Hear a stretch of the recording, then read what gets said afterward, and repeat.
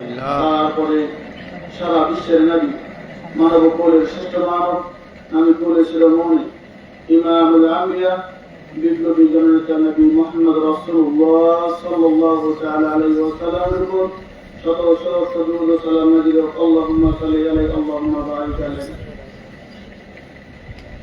বক্তব্য শুরুর আগে দুইটি কথা। এক নম্বর বিষয় হচ্ছে ভাইয়েরা দূরে আছেন, চলে আসেন, এখানে এটা সরিয়ে নেন, এটা সরিয়ে নেন, কাছে আসেন। আর যিনাদের কাছে ফোন আছে ওরা রেখে দেন, ফোনগুলো ফ্লাইট মোড করে রাখতে পারেন কিংবা সাইলেন্স করে রাখতে পারেন।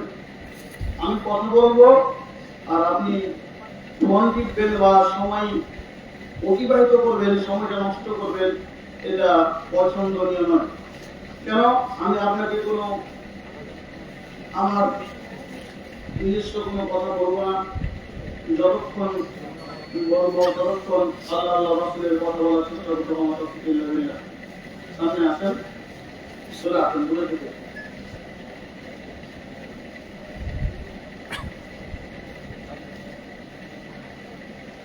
পূর্বে দুইটি কথা বলি। এক, আমাদের দেশের দুই রকম চিকিৎসা হয়, এক অ্যালোপ্যাথিক আর দ্বিতীয়টা হচ্ছে হোমিওপ্যাথি। এই দুইটো চিকিৎসা দুই রকম হয় ভাইজান, একটু কথা বলবেন। কয় রকম হয়? দুই রকম হয়। যখন আপনি অসুস্থ হবেন তখন যদি হোমিওপ্যাথিক ট্রিটমেন্ট নেন, তবে আপনার যে পেটের সমস্যার জন্য আপনি ওষুধটা খাবেন, এই অসুখটাকে ঠিক কন্ট্রোলে করে রাখবে। যতদিন আপনি ওষুধ খাবেন ততদিন পর্যন্ত হতে পারে ওষুধ ছাড়ার পরে আবার আপনার সেই অসুখটা দেখা দিতে পারে। আর আপনার পেটে পাথর হয়েছে, অ্যালোপ্যাথিক ডাক্তারের কাছে গিয়েছেন, আপনার পেট কেটে সিজার করে অপারেশন করে পাথরটা বের করবে, কষ্ট হবে না ভালো লাগবে ভাই? কষ্ট হবে। তবে আর কোনদিন ওই পাথর আসবে না। আমি আপনাদেরকে এখন সিজার করে যেরকম সেরকম করে সিজার করবো। তবে হ্যাঁ, একটা কথা আপনাকে মাথায় রাখতে হবে যে হোমিওপ্যাথিক ওষুধ খেলে খুব ভালো লাগে, কিন্তু ওটা পরবর্তীতে ভয় আছে। আর যদি আপনি অপারেশন করেন কষ্ট হবে, তবে পরবর্তীতে আপনি কামিয়াবির কিছু দেখা পাবেন ইনশাআল্লাহ। আপনি যদি খুব সুন্দর করে আমার কাছ থেকে কয়েকটা গজল, শের, কবিতা দিয়ে যদি সুর করে আনন্দ নেন, তবে হোমিওপ্যাথিকের মতো হবে, খুব ভালো লাগবে, টেস্ট লাগবে, কিন্তু পরবর্তীতে কোনো কাজে আসবে না। আর আপনি যদি আমার কাছ থেকে সিজার করার মতো, অপারেশন করার মতো কষ্ট করে পেট কেটে পাথরটা বের করতে পারেন, যতক্ষণ শুনবেন ততক্ষণ কষ্ট। আর ওটা মেনে নিতে পারলে ইহকালেও লাভ, পরকালেও লাভ। এবার যাই আমি আমার বক্তব্যের দিকে। আমার বক্তব্যের বিষয় সামাজিক অজ্ঞতা। কি বললাম ভাইজান? সামাজিক অজ্ঞতা। প্রথম বিষয় হচ্ছে আমাদের সমাজের মধ্যে সব থেকে বড় অজ্ঞতা হচ্ছে যে আমরা সবাই বলতে পছন্দ করি কিন্তু শুনতে কেউ পছন্দ করি না। বলতে সবাই পছন্দ করে কিন্তু শুনতে কেউ পছন্দ করে না। একটি চায়ের দোকানে একাধিক জনগণ বসে থাকে, সবাই শুধু চেষ্টায় থাকে আমি অন্যের সমালোচনা কি দিয়ে করব। সবাই চেষ্টায় থাকে আমি সবার থেকে উঁচু গলায় কিভাবে কথা বলবো, কিন্তু কেউ চেষ্টায় থাকে না যে আমি নরম হয়ে কিভাবে থাকবো। ঠিক না বল? এটা আমাদের সমাজের সব থেকে বড় অজ্ঞতা। অজ্ঞতা মানে হচ্ছে মূর্খতা। মূর্খ, অজ্ঞ, যে কিছুই জানে না। তবে অজ্ঞ কে, এটা আজকের বাস্তব পরিস্থিতি। একজন ব্যক্তি আমরা যদি না দেখলেও সবার পরিচিত নাম, যিনার নাম আবু জাহাল। আবু জাহাল। আচ্ছা, আবু জাহাল এর অন্য দ্বিতীয় কোন নাম আছে ভাইজান? বলতে পারবেন? আছে, অন্য নাম আছে। আবু জাহাল এর নাম হচ্ছে সুন্দর একটি লাকাব, ওনার সুন্দর একটি নাম আছে, সেই নামটি হচ্ছে আবুল হাকাম। কি বললাম? আবুল হাকাম। আচ্ছা, এখানে দুইটি ওনার নাম। আবুল হাকাম মানে জ্ঞানীদের পিতা, আবুল মানে বাপ, আবুল মানে বাপ। হাকাম মানে জ্ঞানীদের, জ্ঞান বিচক্ষণদের। আবুল হাকাম মানে জ্ঞানীদের পিতা। আর আবু জাহাল, আল্লাহ রাসূল সাল্লাল্লাহু আলাইহি সাল্লাম বলতেন আবু জাহাল মানে মূর্খদের বাপ। এখানে দুইটি পয়েন্ট খুব ধরে থাকবেন, যতক্ষণ বক্তব্য চলবে ততক্ষণ আপনি এই দুইটি পয়েন্ট বারবার আপনার মাথায় এসে কথা বলবে। একই বিষয়ের উপরে কথা বলার চেষ্টা করবো। তো মূর্খের বাপ কে বলুন তো? যে সমাজের মানুষ যাকে বলে জ্ঞানীদের বাপ, সমাজের মানুষ যাকে বিচক্ষণ বলে জানে সব দিক দিয়ে। তবে আজকের কথায় আবু জাহালের কাছে সব কিছু ছিল। তিনি একজন জ্ঞানী ব্যক্তি, বিচক্ষণ ব্যক্তি, ধন সম্পদশীল ব্যক্তি। তবে তিনার কাছে একটি জিনিস ছিল না, সেটা কি বলুন তো? সেটি ছিল না দিন। কি ছিল না ভাইজান? দিন। যেরকম কি ছিল না? দিন। শুধু দিন না থাকার কারণে তিনি হচ্ছেন মূর্খদের পিতা। তিনি কে হলেন? মূর্খদের পিতা। আপনার কাছে কোটি কোটি টাকা থাকতে পারে, ধন সম্পদ থাকতে পারে, গাড়ি বাড়ি থাকতে পারে, অট্টালিকা থাকতে পারে, আপনি গ্রামের মেম্বার হতে পারেন, প্রধান হতে পারেন, আপনি গ্রামের এলাকার এমএলএ হতে পারেন। যদি আপনার কাছে দিন না থাকে তবে আপনি জ্ঞানী না মূর্খ এটা আপনি ঠিক করবেন। আপনার কাছে যদি দিন না থাকে তবে আপনি হচ্ছেন মূর্খ, আপনি হচ্ছেন অজ্ঞ, আপনি হচ্ছেন জাহেল। দেখি একটু বিষয়টিকে লক্ষ্য করে। আজকে রাস্তা দিয়ে আপনি যাচ্ছেন, রাস্তা দিয়ে যেতে হঠাৎ করে আপনি একটা বাইক নিয়ে যাচ্ছেন। বাইক নিয়ে যাওয়ার সময় আপনার বাইকের পেছন চাকাটা কিংবা সামনের চাকাটা পাংচার হয়ে গেল। এখন পাংচার হয়ে যাওয়ার কারণে আপনার এই জলপাইগুড়ি এলাকা থেকে কোন আলেম এসে ওখানে বলবেন আলহামদুলিল্লাহ নাহমাদুহু ওয়া নুসাল্লি আলা রাসূলিল কারীম আম্মা বাদ, ভাইজান আপনার চাকার পাম্পটা সারিয়ে নেন, এরকম কেউ বলবে? বলবে না। আপনার যখন টায়ারের পাংচার হয়ে যাবে তখন আপনার মাথায় একটা কথা বার কাজ করবে যে আমাকে এই চাকার পাংচার সারাতে হবে, আর পাংচার সারিয়ে আমার যেখানে উদ্দেশ্য সেখানে রওনা দিতে হবে। ঠিক না বল ভাইজান? ঠিক। কোন আলেম এসে ওখানে আপনাকে খুতবা দিয়ে আপনার পাংচারের কথা বলবেন? বলবেন না। আপনার বাড়ির একটা ছাদ ফেটে গেছে, আপনার বাড়ি মেহমান এসে কোন আলেম এসে খুতবা দিয়ে বলবেন ভাইজান আপনার বাড়ির ছাদটা ফেটে গেছে, আপনি এই জায়গাটা মেরামত করুন, না বলবেন? বলবেন না। আপনি যখন রাত্রিবেলায়, দিনের বেলায় যখন আপনি বিছানায় ঘুমাবেন তখন যখন আপনার চোখ থেকে ওইদিকে যাবে তখন বারবার যেন একটি কথা মাথায় আসবে যে আমার বাড়ির এই ছাদটি যেন ফেটে গিয়েছে, যে কোনো সময় একটি দুর্ঘটনা ঘটতে পারে। এই জন্য আমাকে আমার এই ভুলটাকে শুধরে নিতে হবে, আমার যে ফলটা আছে ফলটাকে ঠিক করে নিতে হবে, আমার ছাদটাকে ঠিক করে নিতে হবে, প্রয়োজন হলে ভেঙে দ্বিতীয়বার ছাদ দিতে হবে। ঠিক না বল ভাইজান? ঠিক। তবে আমাদের ইমানের চাকা পাংচার হয়ে গেছে, আমাদের ইমানের চাকা পাংচার হয়ে গেছে, আমাদের ইমানের চাকা পাংচার হয়ে গেছে। তবে আলেমদেরকে গিয়ে কেন বারবার বলতে হয় ভাই সালাত আদায় করুন, ভাই সালাত আদায় করুন, ভাই সালাত আদায় করুন? তারপরেও আমরা দ্বীনের দিকে ফিরে আসি না। বলুন আমাদের সমাজের লোক অজ্ঞ না শিক্ষিত? অজ্ঞ। আমাদের সমাজের লোক অজ্ঞ। যদি অজ্ঞই না হয় তবে প্রতি সপ্তাহে জুমা মসজিদে খুতবার মাধ্যমে একজন ইমাম সাহেব প্রতি জুমাতে একটা করে বক্তব্যের টপিক রাখেন, একটা করে বক্তব্যের বিষয় থাকে, একের পর এক প্রতি জুমাতেই বক্তব্য দেন। তারপরে এলাকায় এতগুলো জালসা হয়। ভাইজান একটা জুমার দিনে একজন ভাই যদি হেদায়েত প্রাপ্ত হতেন তবে আমাদের দেশে বেনামাজি খুঁজে পাওয়া যেত না। তবে আমরা সব থেকে বড় অজ্ঞ, আমাদের সমাজের মানুষ সব থেকে বড় অজ্ঞ। এই জন্য আমরাকে আজকে খুতবা দিয়ে, বক্তা ডেকে, আলেম ডেকে আমাদেরকে একাধিকবার বলার পরেও আমরা আমাদের সঠিক জায়গা চিনতে পারছি না। চলুন এগিয়ে।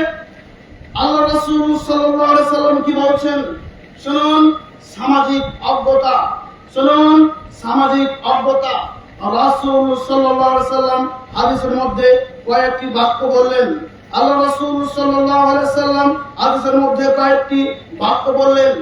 এক, আল্লাহ রাসূল সাল্লাল্লাহু আলাইহি সাল্লাম বলেছেন আইল ফাইল কিয়ামতের একটি বড় বিষয় হচ্ছে, সব থেকে বড় অজ্ঞতার একটি বিষয় হচ্ছে, সব থেকে বড় জাহেলিয়াতের একটি বিষয় হচ্ছে যে ইলম উঠিয়ে নেওয়া হবে। কি হবে? ইলম উঠিয়ে নেওয়া হবে। দেখুন তো বর্তমান সময়ে মানুষের ইলম উঠে গেছে না ইলম আছে? ইলম উঠে গেছে। কিভাবে ইলম উঠে গেছে? আজকে আমাদের সমাজে একজন ব্যক্তিকে যদি ট্রিটমেন্ট করতে হয়, আমাদের সমাজে আমাদের মুসলিমদেরকে যদি ট্রিটমেন্ট করতে হয়, ইমানের ট্রিটমেন্ট, যদি আমাদের চিকিৎসা করতে হয় ইমানের চিকিৎসা, তবে আমাদের আজকে এমন একটি পরিস্থিতিতে আমরা দাঁড়িয়ে গেছি যে আমাদেরকে লুঙ্গি প্যান্ট পায়জামা খুলে চেক করতে হবে যে বাস্তবে মুসলিম না মুসলিম। ঠিক না বলুন ভাইজান? ঠিক। আমি একটা সময় আমার বাস্তবতার একটা কথা বলি। আমি একটা সময় ফারাক্কা ব্রিজের আশেপাশে ছিলাম, মুর্শিদাবাদ যাচ্ছিলাম প্রোগ্রামে। একটা দুটো গাড়ি দুই দিক থেকে অ্যাক্সিডেন্ট হয়েছে, আর ড্রাইভারটা মৃত্যুবরণ করেছে। এবার যতগুলি লোক আছে এটা খুঁজে পাচ্ছে না এই ভাই হিন্দু না মুসলিম, এই ভাই হিন্দু না মুসলিম। ওই ভাইয়ের হাতে দেখা যাচ্ছে যে বিভিন্ন রকমের কালারের ধাগা সুতা বাঁধা আছে, তার হাতের মধ্যে পকেটে আছে কি স্লাই, আর কি আছে বেড়ি, সিগারেট, তিরঙ্গা ইত্যাদি নেশাদার দ্রব্য এইগুলো আছে। এবার বলুন যে আপনি ওকে কি বলবেন? দাড়ি ছিঁড়ে রেখেছে, যেভাবে অমুসলিম থাকে সেইভাবে আপনি এখন তাকে মুসলিম বলবেন না অমুসলিম? যদি তাকে চেক করতে হয়, যদি তাকে যাচাই বাছাই করতে হয়, তবে লুঙ্গি খুলে দেখতে হবে যে আসলে তার সুন্নাত দেয়া আছে না নেই। ঠিক না বলুন? আমাদের সমাজের এটা বাস্তব অবস্থা। রাসূল সাল্লাল্লাহু আলাইহি ওয়াসাল্লাম বলেছেন আইফাইল ইলম উঠিয়ে নেওয়া হবে। তারপর বলেছেন আকসারুজ জাহাল, মূর্খতা বর্ষণ করবে, মূর্খতা বর্ষণ করবে। রাসূল সাল্লাল্লাহু আলাইহি ওয়াসাল্লাম আজ থেকে নিয়ে 1450 বছর আগে বলে গেছেন মূর্খতা বর্ষণ করবে। দেখুন তো মূর্খতা বর্ষণ করে কিনা, দেখুন তো বৃষ্টির মতো মূর্খতা বর্ষণ করবে। আমাদের সমাজে মূর্খতা বেড়েছে না বাড়েনি? আপনি দেখুন আজ থেকে নিয়ে 20 বছর আগে আপনার এলাকায়, আপনার গ্রামে যত ছেলে মাধ্যমিক পাস ছিল তার চাইতে এখন বেশি হয়েছে। আল্লাহ রাসূল সাল্লাল্লাহু আলাইহি ওয়াসাল্লাম বলেছেন মূর্খতা বিস্তার করবে, মূর্খতা বেড়ে যাবে, মূর্খতা বৃষ্টির মতো বর্ষণ হবে। আল্লাহ রাসূল বলেন মূর্খতা বৃষ্টির মতো বর্ষণ হবে। আর আজকে আগের তুলনায় আমাদের সমাজে শিক্ষিত মাধ্যমিক পাস বেশি, এইচএস পাস বেশি, গ্রাজুয়েট কমপ্লিট করা একাধিক। তা তবে আল্লাহ রাসূলের কথা কি মিথ্যা ভাইজান? না, কখনো মিথ্যা হতে পারে না। দেখুন আপনার প্রতিবেশী, আপনার ভাই গ্রাজুয়েট কমপ্লিট করে, আপনার ছেলে বিএ ফার্স্ট ইয়ারে পড়ে, আর ওই ছেলে কলেজে গিয়ে দাঁড়িয়ে দাঁড়িয়ে পেশাব করে। বলুন তো এর শিক্ষিত না মূর্খ? এই মূর্খ। ওই ছেলে দাঁড়িয়ে দাঁড়িয়ে কলেজে গিয়ে পেশাব করে, এই ছেলে মূর্খ। শুনুন, আপনি বাপ, আপনার মেয়ে, আপনার বাড়িতে বিয়ে চলছে, আপনার মেয়ে বড় যুবতী মেয়ে ডান্স করে, আর আপনি শিক্ষিত ব্যক্তি, আপনি চাকরিজীবী ব্যক্তি, আপনি মাস্টার মানুষ, আপনি ইঞ্জিনিয়ার মানুষ, আপনি বসে বসে বসে বসে আপনার মেয়ের নাচ দেখছেন। বলুন তো ওই ব্যক্তি শিক্ষিত না মূর্খ? ওই ব্যক্তি মূর্খ। ও যদি সমাজের শিক্ষিত হয় তবে মূর্খকে, ও যদি সমাজের শিক্ষিত হয় তবে মূর্খকে। ও কখনো শিক্ষিত হতে পারে না, ও সব থেকে বড় মূর্খ, ও সব থেকে বড় অজ্ঞ, ও সব থেকে বড় অজ্ঞ, ও সব থেকে বড় অজ্ঞ। ও কখনো শিক্ষিত হতে পারে না। ও যদি শিক্ষিত হয় দেশের মূর্খকে। আপনি ঠিক করুন, ওই মাস্টার বসে বসে চেয়ারে মেয়ের নাচ দেখে, আর যুবতী মেয়ে নাচ করে, এই মাস্টার কখনো শিক্ষিত হতে পারে না। রাসূল সাল্লাল্লাহু আলাইহি ওয়াসাল্লাম বলছেন যে এই ব্যক্তি হচ্ছে সব থেকে বেশি মূর্খ। তারপরে রাসূল সাল্লাল্লাহু আলাইহি ওয়াসাল্লাম বলছেন ওয়াকসারু জিনা, জিনা বেড়ে যাবে। আপনি দেখুন যে বর্তমান সময়ে আগের তুলনায় জিনা বেড়েছে না কমেছে? আল্লাহ রাসূল সাল্লাল্লাহু আলাইহি ওয়াসাল্লাম 1450 বছর আগে বলে গেছেন যে জিনা বেড়ে যাবে। সুপ্রিয় দিনী ভাই ও বন্ধুগণ, আপনি দেখুন পশু প্রাণীর চাইতেও আজকে মানুষ জঘন্য হয়ে গেছে, পশু প্রাণীর চাইতেও আজকে মানুষ জঘন্য হয়ে গেছে। দুঃখিত না বললেও নয়, আজকে সমাজে একটা জিনিস খুব বেশি করে লক্ষ্য করবেন, একটি গরু, একটি পশু যদি তার পাশে যদি একটি ছোট্ট পশুর বাচ্চা, গরুর বাচ্চা যদি থাকে, আর সেই বাচ্চা যদি মেয়ে বাচ্চা হয়, তারপরে ওই গরুটি কখনো সেই বাচ্চার উপর সওয়ারি হবে না। কখনো হবে না। যদি একটি গরু, একটি মেয়ে গরু যদি বয়স্ক প্রাপ্ত হয়ে যায়, অন্য একটি গরু কখনো তার উপর সওয়ারি হবে? হবে না। একটি গরু কখনো হয় না, একটি পশু কখনো হয় না, কখনো হয় না। দুঃখিত, আজকে আমাদের সমাজে 8 বছরের মেয়ে, 5 বছরের মেয়েও আমাদের সমাজে এই জিনা থেকে, ধর্ষণ থেকে বাঁচতে পারছে পারে না। আজকে এর কারণ কি? আজকে আমাদের মধ্যে অজ্ঞতা বেড়ে গেছে, আজকে আমাদের মধ্যে জাহেলিয়াত বেড়ে গেছে, আজকে আমাদের মধ্যে মূর্খতা বেড়ে গেছে। এই জন্য আজকে আমাদের মধ্যে কেউ কোনো জায়গা থেকে বাঁচতে পারছে না। সেই ছোট্ট মেয়ে আসিফা, 8 বছরের মেয়ে বাঁচতে পেরেছে, বাঁচতে পারেনি। এই মানুষ নামে পশু, এই মানুষ নামে পশু কখনো কাউকে ছাড় দেয়নি, আর ছাড় দিচ্ছে না। এরা সব থেকে বড় অজ্ঞ। শুনুন, আপনাকে বলি, শুনুন, আপনাকে বলি, ভাই, আপনার জন্যই সারা পৃথিবীর যা কিছু সৃষ্টি করা হয়েছে আপনার জন্য, আমার জন্য করা হয়েছে। একটি গাছ আল্লাহ সৃষ্টি করেছেন, আল্লাহ রাব্বুল আলামিন হাওয়া দিয়েছেন, রৌদ্র দিয়েছেন, পৃথিবীতে কোরআন পাঠিয়েছেন। আমাদের জন্য কোরআন পাঠিয়েছেন না কোরআনের জন্য আমরা এটা পাঠিয়েছেন? ভাইজান, আমাদের জন্য কোরআন পাঠিয়েছেন। আমাদের জন্য আল্লাহ অক্সিজেন দিয়েছেন, আমাদের জন্য আল্লাহ হাওয়া দিয়েছেন, আমাদের জন্য আল্লাহ রৌদ্র দিয়েছেন। পৃথিবীতে যা কিছু দিয়েছেন আমাদের জন্য দিয়েছেন। তবে আমরা এই সব থেকে শ্রেষ্ঠ বলে আমাদের জন্য দিয়েছে। আর আমরা সব থেকে শ্রেষ্ঠ জাতি। আর আমরা আজকে 8 বছরের একটা মেয়েকেও আমরা ধর্ষণ করতে যাব করি না। এই হচ্ছে আমরা আজকে সমাজের মানুষ। এই তো এরা সব থেকে বড় জাহেল, এরা সব থেকে বড় অজ্ঞ, এরা সব থেকে বড় জাহেল, এরা সব থেকে বড় অজ্ঞ। রাসূল সাল্লাল্লাহু আলাইহি সাল্লাম বলেছেন, ওয়াসরু সালাল খামর, মদ্যপান বেড়ে যাবে, নেশাদার দ্রব্য খাওয়া মানুষ বেড়ে যাবে। সুপ্রিয় দিনী ভাই বন্ধুগণ, আল্লাহ রাসূল সাল্লাল্লাহু আলাইহি সাল্লাম বলেছেন, মানুষ নেশাদার দ্রব্য পান করতে যেন বৃদ্ধি পাবে, সবাই নেশাদার দ্রব্য পান করবে। রাসূল সাল্লাল্লাহু আলাইহি সাল্লাম বললেন, রাসূল সাল্লাল্লাহু আলাইহি সাল্লাম বললেন, পৃথিবীর মানুষ তোমরা শোনো, পৃথিবীর মানুষ তোমরা শোনো, সালাসাতু লা ইয়াদখুলুনাল জান্নাহ, 3 শ্রেণীর মানুষ কখনো জান্নাতে যাবে না। কে বলছে বলুন তো? মুহাম্মদ সাল্লাল্লাহু আলাইহি সাল্লাম যিনি বলেছেন তিনি পৃথিবীতে আছেন না। তবে এই কথা কোনদিন পরিবর্তন ঘটবে? ঘটবে না। এই কথা যদি পরিবর্তন করতে হয় তবে মুহাম্মদ সাল্লাল্লাহু আলাইহি সাল্লামকে আবার পৃথিবীতে আসতে হবে। তিনি আর আসবেন না, তাই আর কখনো এর পরিবর্তন ঘটবে না। দেখুন তো নেশাদার দ্রব্য কিভাবে বেড়েছে। আল্লাহ বলছেন, হে মুমিনগণ, তোমরা নেশাদার দ্রব্য অবস্থায়, তোমরা নেশাগ্রস্ত অবস্থায় নামাজের কাছে ধারেও যেও না, নামাজের কাছে ধারেও যেও না। আল্লাহ রাসূল সাল্লাল্লাহু আলাইহি ওয়াসাল্লাম বলেছেন, সালাসাতু লা ইয়াদখুলুনাল জান্নাত, 3 শ্রেণীর মানুষ কখনো জান্নাতে যাবে না। কয় শ্রেণীর মানুষ জান্নাতে যাবে না? 3 শ্রেণীর মানুষ।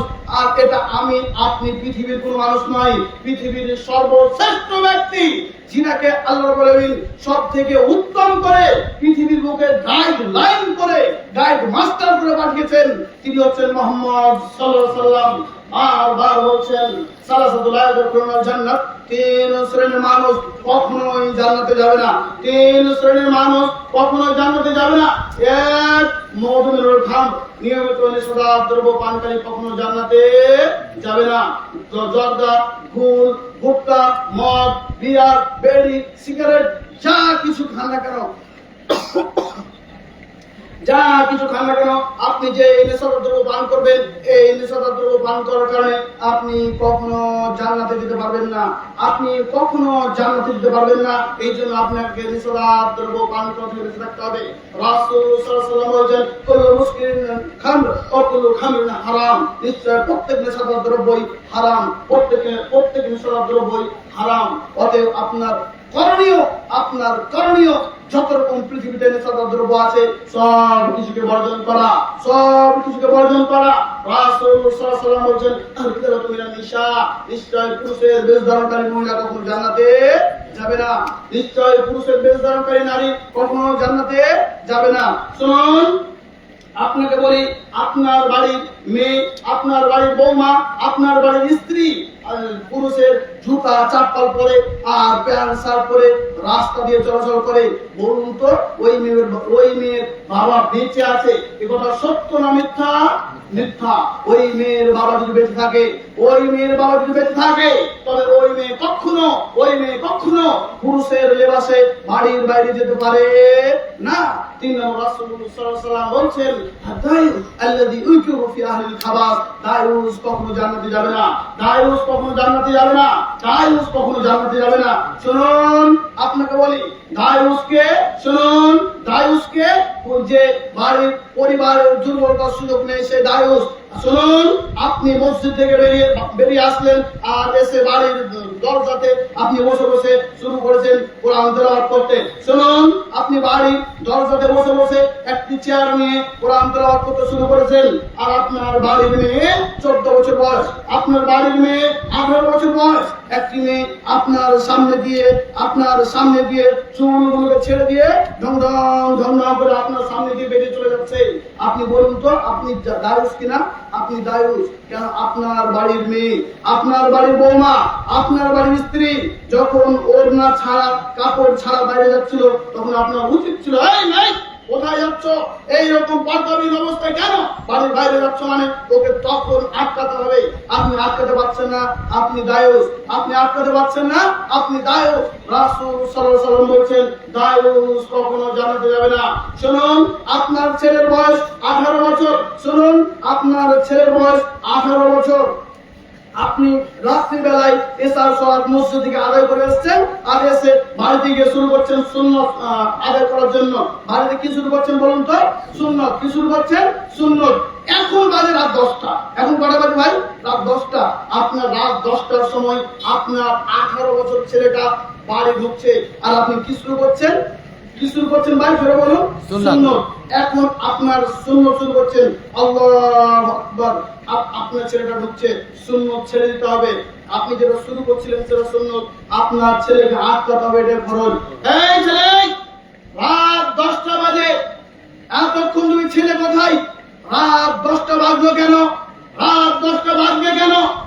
আজ থেকে তোমাকে এশারের সালাত আদায় করে বাড়ি আমি দেখতে চাই, এরপরে তোমাকে কখনো বাড়ির বাইরে আমি দেখতে না পাই। তুমি এশার সালাত আদায় করে বাড়ি ঢুকবে। এই ছেলে দাও, এরপরে তুমি কখনো রাত 10টা দূরে থাক, এশার সালাতের পরে কোথাও যাবে না। আপনার ছেলেকে আটকাতে হবে, এটা ফরজ। আর আপনি যেটা শুরু করতে যাচ্ছিলেন সেটা সুন্নত। কোনটা আগে করতে হবে? ফরজ না সুন্নত? ফরজ। আপনার ছেলে রাত 10টা পর্যন্ত আড্ডা মারে কি করে?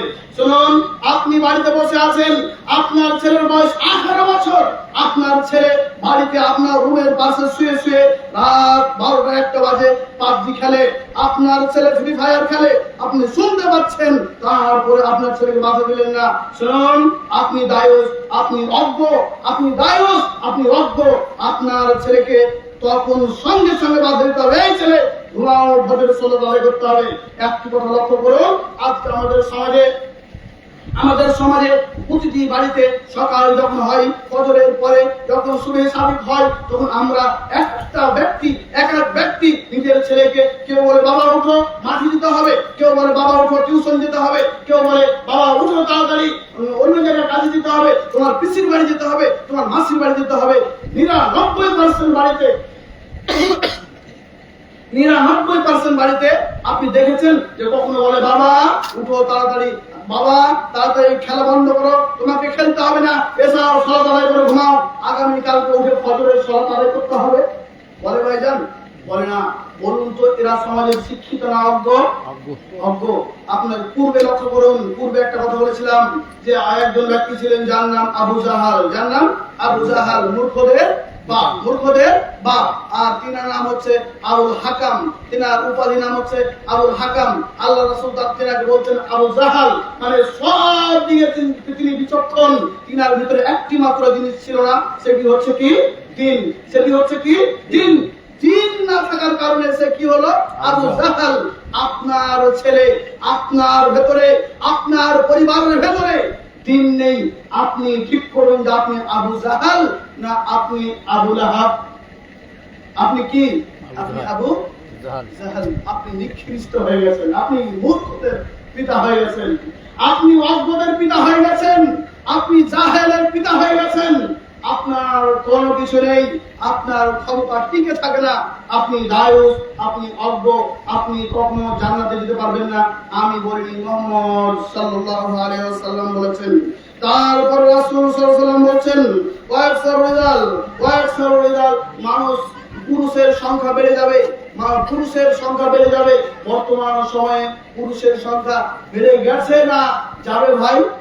গেছে, বেড়ে গেছে। তারপর সত্য রাসূল সাল্লাল্লাহু আলাইহি ওয়াসাল্লাম বলছেন যে ওয়াকসারুন নিসা, মেয়েদের সংখ্যা কমে যাবে, মেয়েদের সংখ্যা বেড়ে যাবে আর পুরুষের সংখ্যা কমে যাবে। এক একটা পুরুষ 50 জন করে নারী, 50 জন করে নারী ভাবে ভাবে এরকম মেয়েদের সংখ্যা বেড়ে যাবে। সুপ্রিয় দিনী ভাই ও বন্ধুগণ, আজকে আমাদের অবস্থা কোন জায়গায় গিয়ে দাঁড়িয়েছে? একাধিক সমাজে মেয়েদের সংখ্যা বেড়ে গেছে আর ছেলেদের সংখ্যা কমে গেছে। একটি রাস্তা দিয়ে আপনি লক্ষ্য করুন, আপনি যখন ছোট ছিলেন আপনার মায়ের সাথে আপনি কোনো এক জায়গায় যাচ্ছিলেন, তো আপনার মা যেন একটি বাজারের মধ্য দিয়ে, একটি দোকানের মধ্য দিয়ে কোথাও নিয়ে যাচ্ছিল আপনাকে, তো যেন লজ্জা করছিল, এখান দিয়ে গেলে মানুষ দেখে নেবে। আর এখন একটা ছেলে লজ্জা করে এই মেয়েদের কাছ থেকে গেলে মেয়েরা মজা নেবে, ঠিক না বলুন? ঠিক। এটা সমাজের আজকে অবস্থা।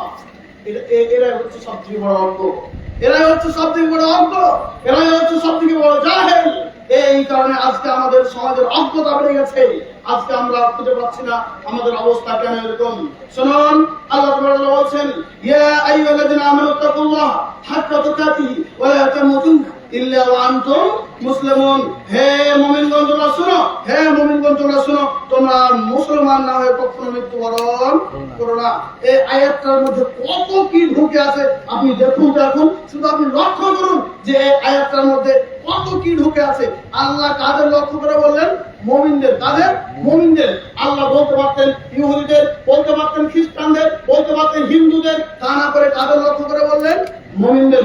হে মুমিনগণ, তোমরা ততক্ষণ পর্যন্ত মৃত্যুবরণ করো না যতক্ষণ পর্যন্ত মুসলমান না হও। দেখুন তো, ও তো মুমিন, তারপরে আল্লাহ বলছে তোমরা মুসলমান না হয়ে মৃত্যুবরণ করো না। এর ভিতরে কত কি ঢুকে আছে আপনি একটু লক্ষ্য করুন। শুনুন, একটু দেখুন।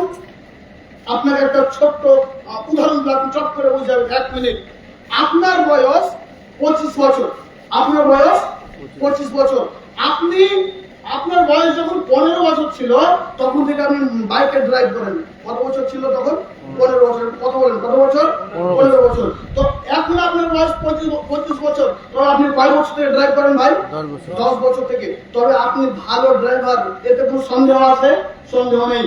10 বছর থেকে ড্রাইভার, আপনি 10 বছর থেকে ড্রাইভার।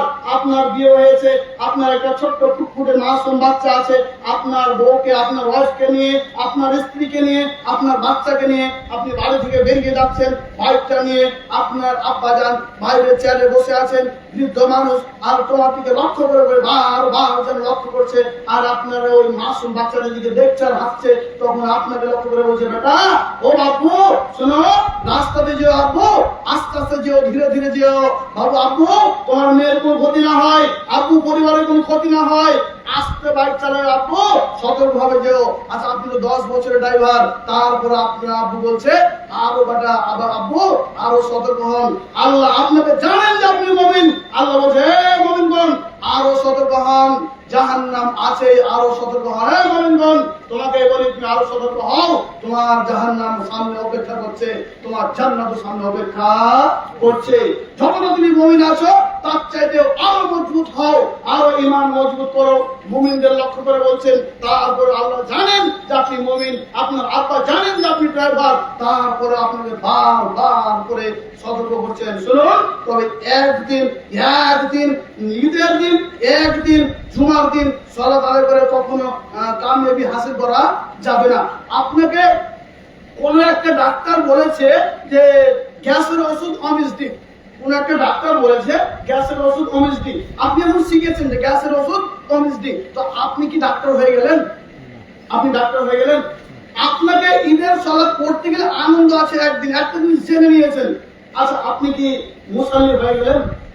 কখনো হতে পারেন না।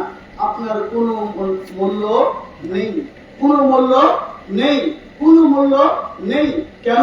আপনি মুসল্লি না, আপনি সালাত আদায় করেন না। আপনি একদিন জুমার সালাত আদায় করে, একদিন ঈদের সালাত আদায় করে কখনো মুসল্লি হতে পারেন না। আপনার এক পয়সা দাম নেই। আপনার আরেকটা কথা বলি, এই যে কি ভাইজান, ফোন, মোবাইল, এই ফোনটি আনুমানিক 10,000 টাকা দাম।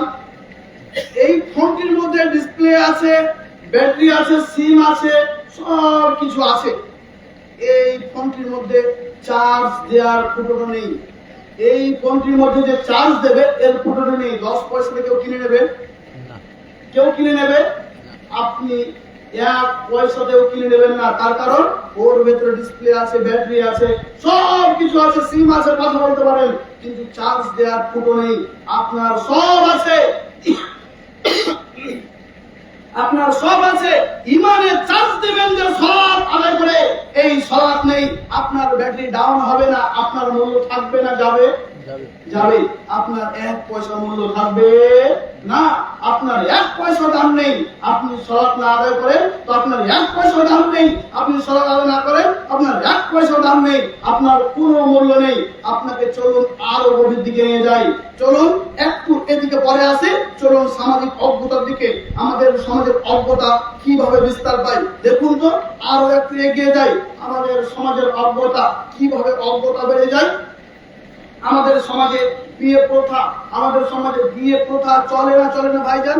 দেখুন তো কতগুলো আমাদের ভিতরে অজ্ঞতা ঢুকে আছে। দেখুন তো আমাদের ভিতরে কতগুলো জাহালিয়াত ঢুকে আছে। দেখুন তো আমাদের ভিতরে কতগুলো আমাদের নোংরামি ঢুকে আছে। দেখুন, একটা ছেলে বিয়ে করে, বিয়ে করার জন্য প্রিপারেশন নেই, যখন সিদ্ধান্ত নেই তখন সন্ধ্যাবেলায় একটা টাইমে পুরো বাড়ির সদস্য বসে আগে একটা খাতা কলম নিয়ে বউ দেখতে যাবে, কোনে দেখতে যাবে, এই জন্য আগে লিস্ট করে না ভাইজান? করে না? আপনার দেশে করে কিনা জানি না, তবে আমাদের মালদাতে একাধিক জায়গায় আমি দেখেছি যে লিস্ট করে।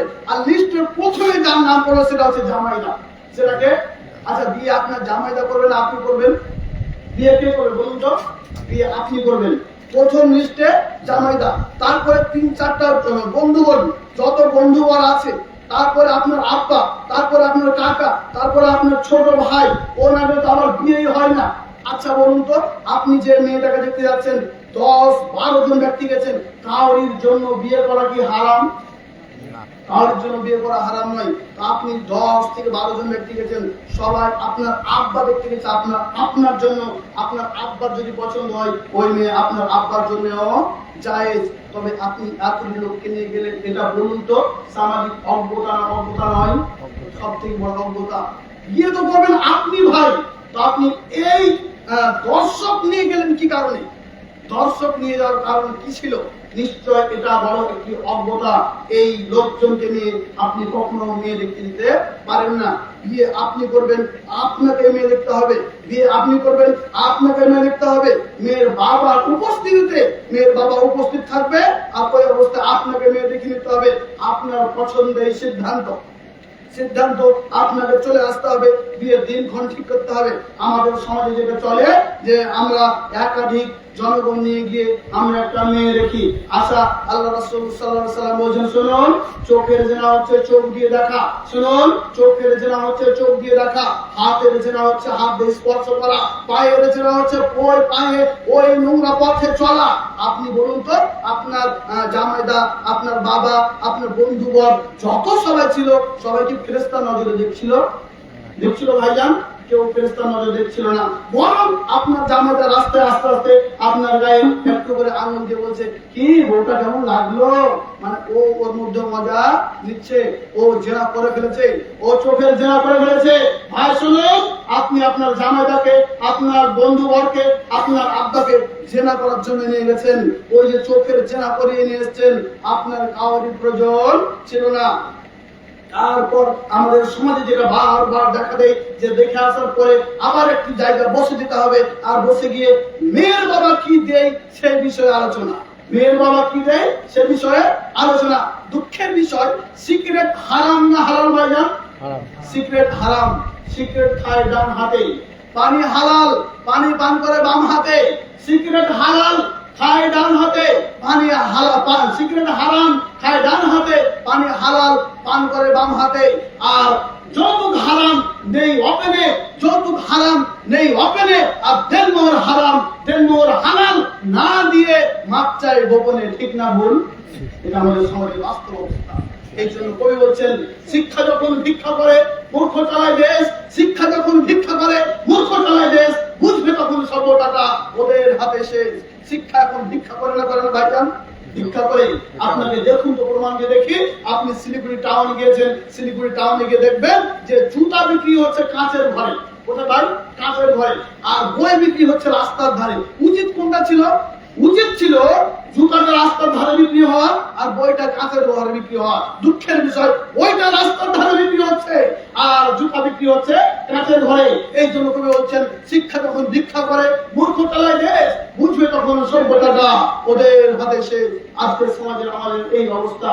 দুঃখের বিষয়, লেনদেন এরকম হয় না? হয় না ভাইজান? হয়। এটা হচ্ছে আরো একটি অজ্ঞতা, এটি হচ্ছে আরো একটি অজ্ঞতা। তারপরে দিনক্ষণ ঠিক হয়ে যাওয়ার পরে এই বন্ধুবর যার বিয়ে, ও এবার বিয়ে করতে যাবে, বিয়ে করতে বিয়ের আগের দিন ওর যতগুলো মাসির মেয়ে, পিসির মেয়ে আর যত কাকার বউ, এরা সবাই মিলে এসে তাকে মহিষকে যেমন কাঁড়ি দিয়ে কষলে হলুদ মাখা হয়, তার কোনো কিছু বাকি রাখে না। এই ভাইকে হলুদ মাখানোর সময় কোথাও আছে না? নেই। এটি একটি বড় অজ্ঞতা। আপনার কাকার বউ আপনার শরীরে এসে টাচ করেছে, মানে এটাই হাতের জেনা। আপনার মাসির মেয়ে আপনার শরীরে টাচ করেছে, এটাই হাতের জেনা। আপনার পিসির মেয়ে আপনার শরীরে এসে টাচ করেছে, এটা হাতের জেনা। কি দিয়ে বোঝায় আপনি এইভাবে করার কারণ কি? তারপরের দিন আমাদের সমাজের আরো ব্যাধি দেখুন কিভাবে অজ্ঞতা বেড়ে যায়। তারপরের দিন বিয়ে করতে যাবে তো ওকে মাসির মেয়ে আর কাকার বৌমা সবাই মিলে গোসল করিয়ে দেয়। গোসল কাকে করিয়ে দেয় ভাই? প্যারালাইসিস রোগীকে। ঠিক না ভুল? পরিবার ডাউন প্যারালাইসিস রোগী বসে আছে চুপচাপ, আর সবাই ওকে কষলাচ্ছে। মনে হচ্ছে প্যারালাইসিস রোগী, হাত পা হিলছে না, ওকে গোসল করিয়ে দিতে হবে। ঠিক না ভুল? সমাজে আছে না নেই? এটা হচ্ছে আমাদের সমাজের অজ্ঞতা। এই কারণে আজকে আমাদের সমাজে আজকে ইসলাম খুঁজে পাওয়া যায় না। আজকে আমরা ভুলে গেছি জেনা কোনটা। দুঃখের বিষয়, সবকিছুকে মনে করি কয়দিন তো বাঁচবো, কি আর অবস্থা। যেভাবে দিন যায় কোনো কিছু করার নাই। দুঃখের বিষয়, আজকে আমাদের ভেতরে, আমাদের সমাজে এত অজ্ঞতা বেড়ে যাওয়ার কারণ আমরা কোনো কিছু পার্থক্য করতে পারি না। তারপরে বিয়ে করতে গিয়ে শ্বশুর বাড়িতে আবার একটা গোয়াল ঘর না কি বলে, সিংহাসন, এরকম করে একটা সুন্দর করে সাজানো হয়। ওর আবার ওর যে ওয়াইফ হবে, ওর ওয়াইফের বোনগুলো মালা নিয়ে গিয়ে আবার ওর গলায় দিয়ে দেয়। এটা আবার কি প্রথা বলুন? এগুলো অজ্ঞতা নয়, এগুলো অজ্ঞতা। ও তো অন্যের মেয়ে, ও আপনার গলার মালা দেয় কি করে? ও আপনার কাছে এসে ঠাট্টা মস্করা করে কি করে? যখন ঠাট্টা মস্করা করে তখন আপনার চোখ বারবার তার চেহারার দিকে যাচ্ছিল, বিভিন্ন দিকে যাচ্ছিল। তবে আপনার কি চোখের জেনা হয় নাই? অবশ্যই হয়েছে। আপনি বিয়ে করে নিয়ে এসে তারপরে বাড়ির মধ্যে, আমাদের সমাজের প্রথা, বাড়ির মধ্যে একটি সিংহাসন চেয়ার পেড়ে দিয়ে আর দুইজনকে বসিয়ে দিয়ে সবাই এটা একটু হেঁটে হেঁটে যাচ্ছে আর কিছু পয়সা দিচ্ছে। আচ্ছা বলুন তো, এটা বউ না বেশ্যাখানা? বলুন, এটা বউ না বেশ্যাখানা? যে বসে আছে সবাই। বিয়ে কি সবাই করেছে? বিয়ে কি সবাই করেছে? সবাই করেনি। তারপরেও সবাই একে তার দিকে বারবার দেখে। আর বাইরে গিয়ে যতগুলো বন্ধু হয়, কি গো বউটা কত সুন্দর, কি গো ভাই বউটা কত সুন্দর। আচ্ছা বলুন তো, যত ভাই যে বলছে বউ সুন্দর, এরা কি সবাই বিয়ে করেছে? তবে এটা টিকলো কেন? এটা সমাজের বড় অজ্ঞতা। এটা টিকলো কেন? এটা সমাজের বড় অজ্ঞতা। আজকে দুঃখের বিষয়, আমরা এত চালাক হয়ে গেছে মানুষ, আজকে এত চালাক হয়ে গেছে যে আসলে যারা অজ্ঞ তারা মনে করে বাকিগুলোকে অজ্ঞ। যারা সমাজের অজ্ঞ তারা বাকিগুলোকে মনে করে অজ্ঞ। এখানে একটা এমবিবিএস ডাক্তার এসে বসবেন, এই সভাতে বসে আছে 5টা নেই। আপনি একটা এখানে গানের মাহফিল করুন তো, লক্ষ লক্ষ মানুষ হবে, বলুন তো হবে না? হবে না ভাই? হবে। তবে অজ্ঞ আছে বলে তো হচ্ছে, বেশি জাহেলিয়াত আছে বলে তো হচ্ছে। ইসলামিক আলোচনার মাঠে আপনি 2000 লোক জমা করতে পারবেন না, আর একটি গানের মঞ্চে, একটি যাত্রাপালার মঞ্চে আপনি 2 লক্ষ মানুষ জমা করতে পারবেন। মানে সমাজের মধ্যে এখনো অজ্ঞতা আছে, জাহালিয়াত আছে বলে সমাজের এই মানুষ এই দিকে ধাবিত হচ্ছে। দুঃখিত, আমাদের আজকে এই অবস্থা। দিনের দিকে মানুষ কেউ এগিয়ে যাবে না। আজকে আপনি বাড়িকে ট্রিটমেন্ট করুন, আপনার মসজিদ কেন্দ্রিক আলোচনার জন্য গোটা গ্রামের মানুষকে আপনি দাওয়াত দেন, আপনি 10 জন ব্যক্তিকে খুঁজে পাবেন না। আর আপনার গ্রামে একটা মহিলা, একটা মেয়ে জেনা করতে গিয়ে একটা ছেলে মেয়ে যদি ধরা পড়ে যায়, গ্রামের 1 জন বাকি থাকবে ওই জায়গায় যেতে, 1 জন বাকি থাকবে না। একবারও বলবে না যে নোংরা জায়গা আমরা দেখতে যাবো না, ঠিক না? বলবো ভাই, বলবে না। মানে নোংরা জায়গায় মানুষ বেশি থাকতে হয়, নোংরা জায়গায় বেশি মানুষ থাকতে হয়। সলার দিকে কই মসজিদ দেখেছেন? আপনি দেখুন স্টেডিয়ামে খেলা হয়, আপনি দেখছেন বিশ্বকাপে, আপনি দেখছেন IPL এ, দেখেছেন যে গাড়ি ফাঁকা হয়ে আছে, স্টেডিয়াম ফাঁকা হয়ে আছে? ফাঁকা নেই। আপনি চলাচল করেন, আমি চলাচল করি, তুমি দেখেছেন যে বাসে ট্রেনে একাধিক সিট ফাঁকা পড়ে আছে? ফাঁকা নেই। ফাঁকা কোন জায়গায় পড়ে আছে? মসজিদ। কেন মসজিদ ফাঁকা পড়ে আছে? মসজিদ ভালো জায়গা, মসজিদ ইবাদতের ঘর, মসজিদ আল্লাহর ঘর, ওই জন্য ফাঁকা পড়ে আছে। অতএব আর আপনি দেখুন সিনেমা হল ফাঁকা পড়ে নেই, আপনি দেখুন স্টেডিয়ামের গ্যালারিতে একটা সিট ফাঁকা পড়ে নেই। কেন? দেখেন সেখানে ভালো কিছু হচ্ছে না, ভালো জায়গায় আপনি লোক পাবেন না। আল্লাহ তাবারক ওয়া তাআলা বলেছেন, শুনুন, এই যে মানুষের বড় অজ্ঞতা হয়ে গেছে, এই হচ্ছে অজ্ঞতা। মানুষ সালাত ছেড়ে দেবে, মানুষ দিন থেকে বেরিয়ে যাবে। দুঃখের বিষয়, আপনাকে সময় অল্প, একাধিক কথা মাথার মধ্যে বারবার ধাক্কা দিচ্ছে। কয়েকটা আরো এক্সট্রা কথা বলতে হবে আপনাকে। তাছাড়া আপনার এই বিষয়ে আরো কয়েকটি কথা বলি যে রাসূল সাল্লাল্লাহু আলাইহি ওয়াসাল্লাম বলছেন, আল্লাহ রাসূল সাল্লাল্লাহু আলাইহি ওয়াসাল্লাম বলছেন, মান তারাকা সালাত মুতাআম্মিদান ফাকাদ গাফারা, নিশ্চয় মুমিনের মধ্যে ও কাফিরের মধ্যে একটি মাত্র পার্থক্য, সেটি কি? সালাত। সেটি কি? সালাত। যে সালাত আদায় করে সে কে? মুমিন। যে সালাত আদায় করে সে কে? মুমিন। যে সালাত আদায় করে সে কে ভাই? কাফির। কে বলছেন বলুন তো? মুহাম্মদ সাল্লাল্লাহু আলাইহি ওয়াসাল্লাম বলছেন যে সালাত আদায় করে না সে কাফির। আপনাকে বলি, আর আপনার গায়ে লাগবে, দেখুন তো আল্লাহ রাসূল সাল্লাল্লাহু আলাইহি ওয়াসাল্লাম কি বলছেন।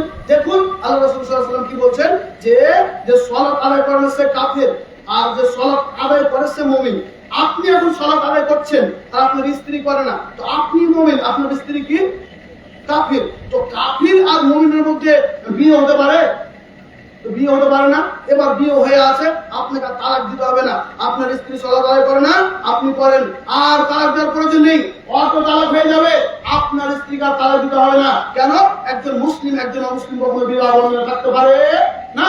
আপনার স্ত্রী সালাত আদায় করে, আপনি করেন না, তবে আপনার স্ত্রী মুমিন, আপনি কাফের। আপনার আর তালাক করাতে হবে না, আপনাকে আর ডিভোর্স করাতে হবে না, এমনি তালাক হয়ে যাবে।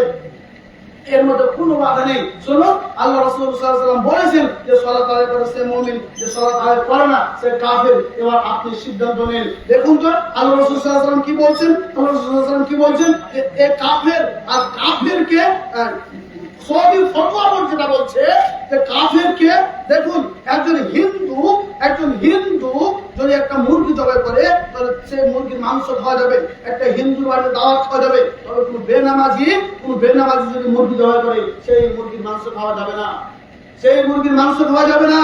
আপনি আরো শুনে রাখুন, আপনি যদি আপনার আব্বা যদি সালাত আদায় করে আর আপনি যদি না করেন, আপনি ওয়ারিস পাবেন না, আপনি ওয়ারিস পাবেন না। সৌদি ফতোয়া বোর্ড বলছে আপনি জমির ভাগ বন্টন পাবেন না। কেন? আপনার আব্বা মুসলিম আর আপনি অমুসলিম। আচ্ছা, মুসলিমের জমির ভাগ কি অমুসলিম পাবে ভাই? পাবে? আপনার খুব রাগ হচ্ছে নাকি আমার উপর? রাগ হলে কিছু করার নেই। আমার একটাও কথা নেই, যা কথা তা বলুন তো মুহাম্মদ সাল্লাল্লাহু আলাইহি ওয়াসাল্লামের। অতএব আপনি মুসলিম, আপনার আব্বা সালাত আদায় করে মুসলিম, আপনি সালাত আদায় করেন না, আপনি কাফের। আপনি কখনো আপনার আব্বার জমির ভাগ পেতে পারেন না। শুনুন, আপনার মেয়ে সালাত আদায় করে, আর আপনি যে ছেলের সাথে বিয়ে দিচ্ছেন, সে ছেলে সালাত আদায় করে না, আপনাকে আর বিয়ে দেওয়া যাবে না ওই ছেলের সাথে। আপনার ছেলে সালাত আদায় করে, যে মেয়েকে বৌমা বানাতে যাচ্ছেন ও সালাত আদায় করে না, এখন আর সেই মেয়েকে বৌমা করা যাবে না। কেন বলুন তো? সে কাফির, সে কে? কাফির। আর ওইকে কখনো কাফিরকে আপনি বাড়ির আত্মীয় বানাতে পারেন না। অতএব রাসূল সাল্লাল্লাহু আলাইহি ওয়াসাল্লাম বলেছেন, নিশ্চয় মুমিন ও কাফিরের মধ্যে একটি মাত্র পার্থক্য। মুমিন আর কাফিরের মধ্যে কয়টি পার্থক্য ভাইজান? একটি পার্থক্য, আর সেটি হচ্ছে সালাত। আমাদের সমাজে আজকে যেটা বেশি বিস্তার করেছে, দুঃখের বিষয়, গুনে দেখা যাবে গুনে গুনে মসজিদে 2 জন 4 জন করে সালাত আদায় করার লোক খুঁজে পাওয়া যাচ্ছে না। আচ্ছা বলুন তো, সারা পৃথিবীতে এতগুলো মানুষ, আমরা সব মুসলিম, যে হারে আপনার এর আগে পূর্বে বলছিলাম যে একটা জুমাতে বক্তব্য শুনে একজন ব্যক্তি যদি হেদায়েত হয়, তাহলে কোনো মসজিদে জায়গা হবে? কোনো মসজিদে জায়গা হবে না। দুঃখের বিষয়, আজকে আমরা দিন থেকে বেরিয়ে চলে গেছি, আজকে আমরা জাহেলিয়াতের যুগে চলে গেছি। আজকে আমাদের মধ্যে অজ্ঞতা বর্ষণ করছে, আমাদের মধ্যে অজ্ঞতা বিস্তার করছে। এই জন্য আমরা আজকে দিনকে ভুলে গিয়ে আমরা অজ্ঞতায় বসবাস করছি। দুঃখের বিষয়, আজকে এমন ভাবে আমরা সমাজের মধ্যে অজ্ঞতায় নিমজ্জিত হয়েছি যে আমরা না চিনছি ছেলে, না বুঝছি মেয়ে। একটি ছেলে বয়স 18 বছর, 20 বছর বয়স, ওই ছেলে তার আব্বার সামনে একটা হাফ প্যান্ট পরে বাড়িতে ঘুরে বেড়াচ্ছে। আচ্ছা, ওর আব্বার কি চোখ নেই? ও কি দেখতে পায় না যে আমার ছেলেটা হাফ প্যান্ট পরে ঘুরে বেড়াচ্ছে? দেখতে পায়। ওই তো সামাজিক অজ্ঞতা, ওর ভিতরে দিন নেই, ওই আব্বার ভিতরে দিন নেই। কি করে আপনার সামনে একটা 20 বছরের ছেলে হাফ প্যান্ট পরে চলতে পারে? চলুন আপনাকে তো বলি, আপনার ছেলে প্লেট দিয়ে এই সাইডটাকে সুন্দর করে কেটে নিয়েছে ইহুদি খ্রিস্টানের মতো করে। বলুন তো, রাসূল সাল্লাল্লাহু আলাইহি ওয়াসাল্লাম বলছেন যে এই ব্যক্তি যার অনুসরণ করবে সেই ব্যক্তি তার সাথে কালকে উঠবে।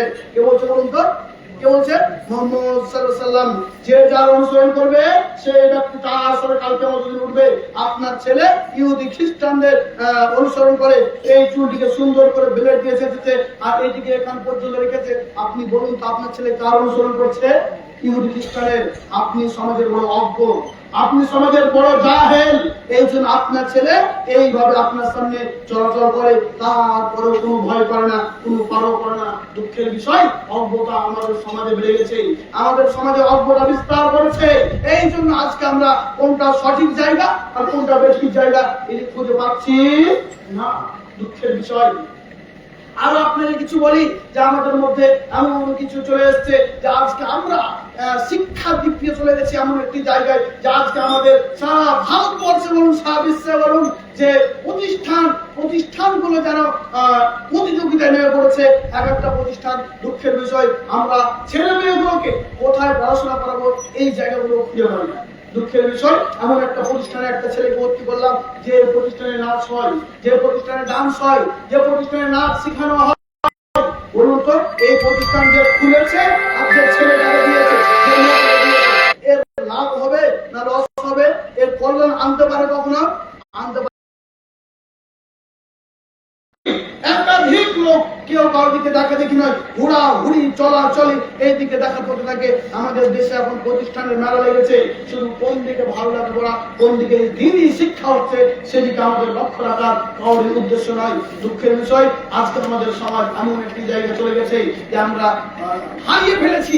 আমরা আসলে এই জায়গাটা নিমজ্জিত হয়ে গেছি যে জাহালিয়াত যেভাবে চলাচল করে, অজ্ঞতা সেভাবে বিস্তার করেছে।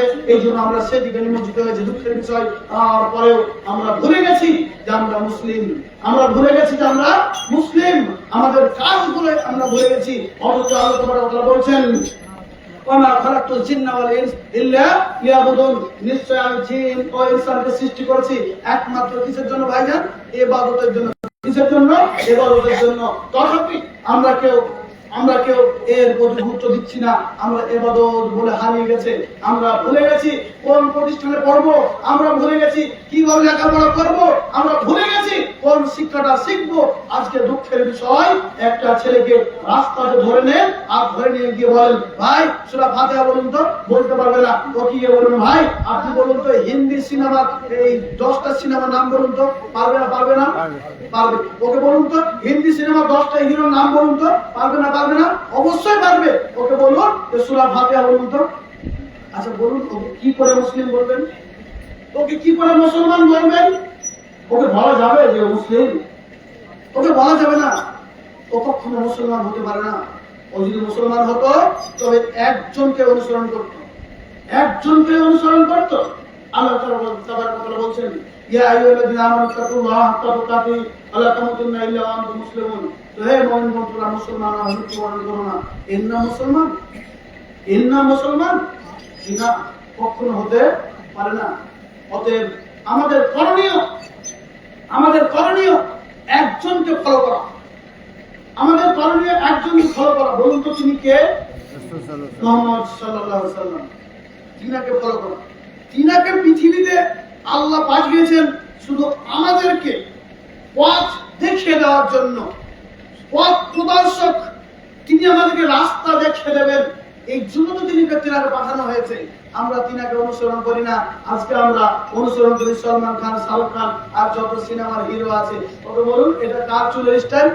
সলমান খানের। ওকে বলুন যে সলমান খান আপনার আব্বা চিনে? আপনার আব্বার সাথে কোনদিন সাক্ষাৎ হয়েছে? না।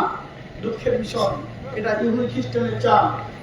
যেভাবে যাকে অনুসরণ করবে তার পিছনে তাকে নিমজ্জিত হতে হবে। আমার কথা নয়, মুহাম্মদ সাল্লাল্লাহু আলাইহি ওয়াসাল্লামের কথা। অতএব আমার অনুরোধ, সময় নামাজের সময় কাছে আসছে, আপনারা উঠতে লেগেছেন বুঝতে পেরেছি। তো আমার অনুরোধ, এতটাই অনুরোধ যে পৃথিবীতে যাই করেন না কেন, আপনার জীবনে যাই করেন না কেন, যে কোনো অবস্থা থাকুন না কেন, একটি কাজ কখনো ছেড়ে দেওয়া যাবে না। একটি কাজ কখনো পরে করছি বলা যাবে না। সেই কাজটি কি বলুন তো?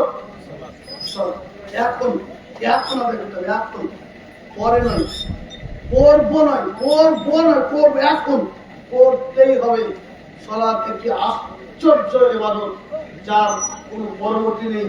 সালাত এমন একটি ইবাদত যে আপনি অসুস্থ আছেন, জল লাগতে পারছেন না, আপনাকে জল ছাড়াই সালাত করতে হবে তায়াম্মুম করে। শুনুন, আপনি মাটি পাচ্ছেন না, পাথরে তায়াম্মুম করতে হবে, কিছু পাচ্ছেন না, এমনি সালাত আদায় করতে হবে। শুনুন, আপনাকে দাঁড়িয়ে সালাত আদায় করতে হবে, দাঁড়িয়ে পাচ্ছেন না, বসে করতে হবে। শুনুন, বসে পাচ্ছেন না, শুয়ে করতে হবে, শুয়ে পাচ্ছেন না, ইশারা করতে হবে। আপনাকে সালাত আদায় করার জন্য আপনার লেবাস পরিষ্কার পরিচ্ছন্ন থাকার প্রয়োজন আছে।